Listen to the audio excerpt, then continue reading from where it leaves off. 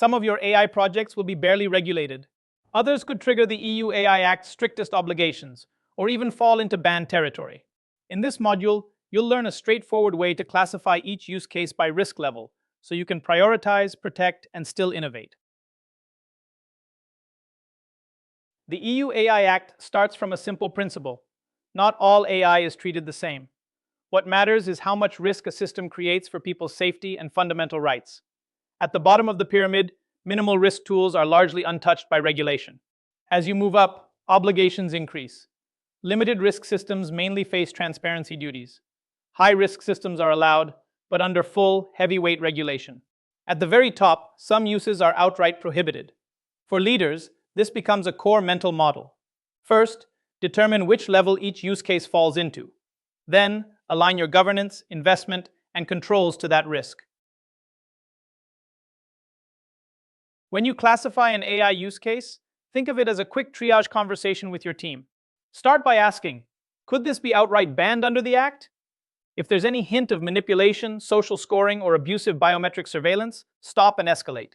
If it's not prohibited, next ask, does it fit any high-risk category like safety-critical systems, employment, credit, education, or essential services?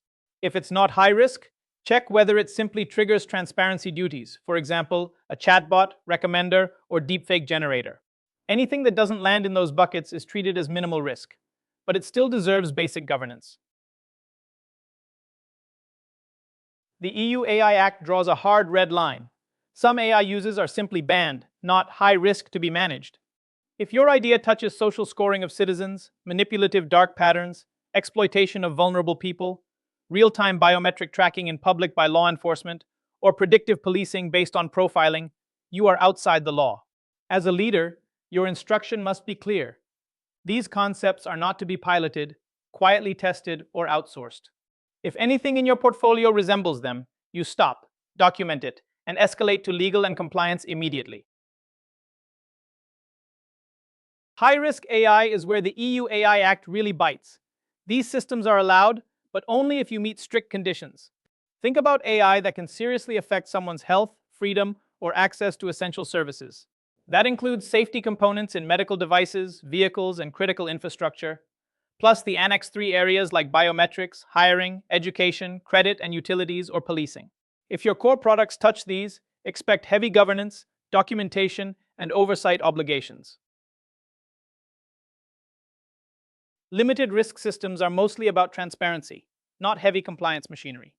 Your obligation is to clearly tell people when AI is involved and what it's doing. For chatbots, users should never be left guessing if they're talking to a human. Make that explicit from the start. If you use emotion or sentiment recognition, be upfront that signals are being analyzed and for what purpose. For synthetic media or deepfakes, label the content as generated or manipulated. In practice, this usually means updating your UI copy, onboarding flows, and consent screens, so AI use is obvious and understandable. Minimal risk AI is where many of your current tools probably sit. Think about spam filters, game AIs, inventory optimizers, or writing assistants that help draft emails or reports. These systems influence convenience and productivity, but they don't usually decide who gets hired, a loan, or access to essential services. Under the EU AI Act, they face almost no hard obligations. For leaders, the message is business as usual, but use this space to practice your own voluntary, responsible AI standards. Now let's ground this in a concrete scenario. Imagine your HR team uses an AI system to automatically filter resumes based on past hiring data. Under the EU AI Act, that's not a harmless productivity tool. It's very likely a high-risk system because it directly affects people's access to employment. The concern is discrimination being quietly learned from historical decisions. As a leader, this triggers concrete duties: structured risk management, regular bias testing, clear human oversight, and usually an immediate compliance review of that tool. Look at the same question through a CEO lens. A credit scoring model that decides who gets a loan is almost textbook high risk under the EU AI Act. It directly controls access to essential financial services and can easily create socioeconomic exclusion if it's biased or opaque. Leadership, therefore, cannot treat this as just analytics. You'll need rigorous data governance, clear fairness criteria, human oversight, and explanations customers can understand. Expect detailed audits, ongoing monitoring, and a well-documented mitigation strategy as standard. Consider a healthcare example. An AI triage system that decides which patients get seen first based on their vital signs is almost certainly high risk. It's directly tied to medical device rules and it affects life and health, not just convenience or efficiency. As a leader, you wouldn't just ask, does it work? You'd ask, how is it monitored? Who can override it? And how quickly? Compliance here means rigorous testing, error monitoring, and very clear human-in-the-loop decision protocols. Dynamic pricing shows why context matters more than the technology label. The same algorithm can sit in 3 different buckets. If you're targeting vulnerable groups with predatory prices, you're drifting toward prohibited territory. If you're personalizing offers based on profiles or behavior, you're likely in limited risk and must think hard about transparency. If it's just generic supply and demand, it's closer to minimal risk. As a leader, your red flag is simple. Pay attention to when pricing starts to feel manipulative. Here's a very common use case: a customer support chatbot that answers questions and routes issues. Under the EU AI Act, this typically falls into the limited risk bucket. It's interacting directly with people, so the main concern is deception or impersonation. Your key obligation as a leader is simple but important. Make sure users know they're talking to an AI. A clear line like, "I'm an automated assistant," already gets you a long way toward compliance and trust. High-risk AI comes with a predictable price tag: governance. You'll need a real risk management lifecycle, not a one-off assessment.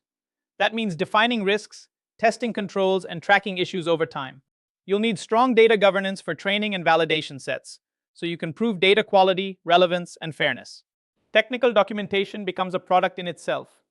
Clear records of design choices, models, parameters, and tests.